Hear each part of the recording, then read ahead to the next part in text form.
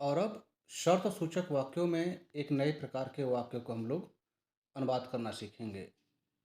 अब जो नया प्रकार का वाक्य है, पहले हम लोग उसके बारे में अवगत हो लेते हैं। कुछ उदाहरण मैंने यहाँ पर लिखा हुआ है, इसको हम लोग एक बार पढ़ लेते हैं। जब तक यह किताब नहीं पढ़ोगे, तब तक सफल नहीं हो सकते। जब तक हम मेहनत नहीं करेंगे, तब तक देश महान नहीं बनेगा। जब तक राम क्षमा नहीं मांगता, तब तक मैं माफ़ नहीं करूँगा।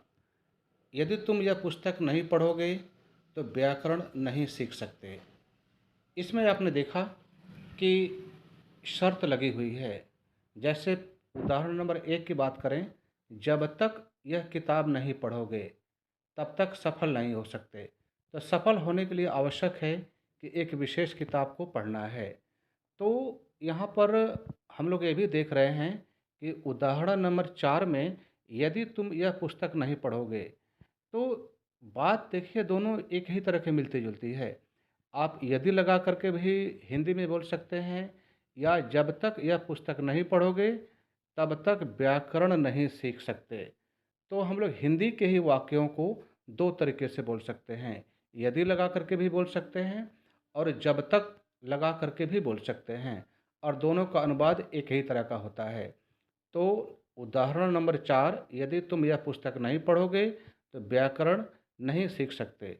इसी को हम लोग बोल सकते हैं, जब तक तुम यह पुस्तक नहीं पढ़ोगे, तब तक व्याकरण नहीं सीख सकते।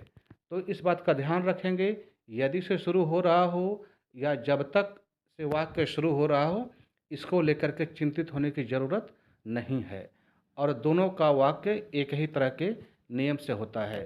तो चलिए अब हम लोग नियम की बात करते हैं। तो नियम इस प्रकार है। अब यहाँ पर भी आप उदाहरण की सहायता से नियम को सीखेंगे।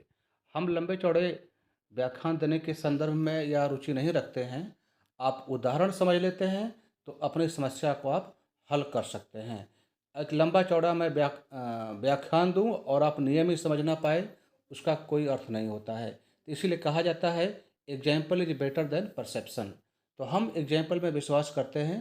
तो यहाँ पर एग्जाम्पल आप देखेंगे और निश्चित रूप से यह आपके लिए बहुत ही लाभदायक होगा और थोड़े ही समय में आप नियम को सीख लेंगे। तो चलिए अब हम लोग सीखते हैं। अब ये भी हम लोग 2 उदाहरण की सहायता से सीखेंगे। पहला है, यदि तुम यह ग्रंथ नहीं पढ़ोगे, तो व्याकरण नहीं सीख सकते।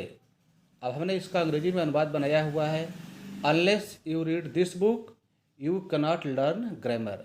तो आपने देखा, अनलेस से शुरू करना है और जो बुक के बाद कामा लगा है, उससे पहले आप देख रहे होंगे कहीं पर नॉट नहीं लगा हुआ है, क्योंकि नॉट जो है अनलेस में ही छिपा हुआ है। अनलेस का मतलब ये होता है कि जब तक कि नहीं। तो इसलिए नहीं के अंग्रेजी लगाने की यहाँ पर कोई आवश्यकता नहीं है। यदि आप लगाते हैं तो वह गलत हो जाएगा। तो वाक्य हम लोगों ने सीखा, unless you read this book. इसका मतलब यही हुआ, यदि तुम यह ग्रंथ नहीं पढ़ोगे। तो के अंग्रेजी के लिए हम लोग केवल कामा लगाते हैं। व्याकरण नहीं सीख सकते, यू कैनॉट लर्न ग्रामर। बस इतना ही है। आप इसको 1 बार, 2 बार, 3 बार, 4 बार, 5 बार पढ़ लेवें और 2-3 दिन तक लगातार आप पढ़ेंगे, देखेंगे कि आपको अलग से कोई किताब पढ़ने की आवश्यकता नहीं होगी और आप नियम को बड़े ही आसानी से सीख जाएंगे। और सीखने के लिए ज़रूरी है कि आप इसको अभ्यास करते रहें। जब भी मौका पाएँ तो ऐसे वाक्यों को बोलचाल की भाषा में आप प्रयोग करें। अच्छा, यहाँ पर एक मैं और सवाल पूछना चाहता हूँ, क्या ग्रामर की स्पेलिंग बिल्कुल सही है? GRAMMAR। यदि आपको लगता है कि GRAMMER होता है, तो ज़रा हमको आप बतलाएंगे कि GRAMMER उसको भी ग्रामर ही पढ़ते हैं, उसका क्या अर्थ होता है? आप कमेंट बॉक्स में लिख करके भेज सकते हैं और हमको ग्रामर GRAMMAR और GRAMMER इन दोनों का अंतर बतला करके भेज सकते हैं। चलिए अब हम लोग उदाहरण नंबर 2 पढ़ते हैं। जब तक वह कठिन परिश्रम नहीं करेगा, तब तक वह उत्तीर्ण नहीं हो सकता। अब देखिए यहाँ पर जो है, यदि शब्द को हटा करके जब तक लगाया गया है, तो तो अनुवाद क्या किया गया है, अनलेस ही वर्क्स हार्ड। मतलब इसका हुआ कि जब तक वह कठिन परिश्रम नहीं करेगा। और यहाँ पर जो है तब तक या अन्य तो या जो भी आता तो उसके लिए हम लोग कामा का प्रयोग किए हुए हैं और किसी शब्द को लिखने की ज़रूरत नहीं है। और अगला हिस्सा है, तब तक वह उत्तीर्ण नहीं हो सकता, ही कैनॉट पास। बस इतना सही है।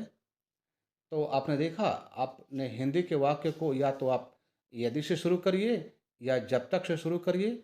दोनों प्रकार के वाक्यों का अनुवाद अनलेस से शुरू होता है।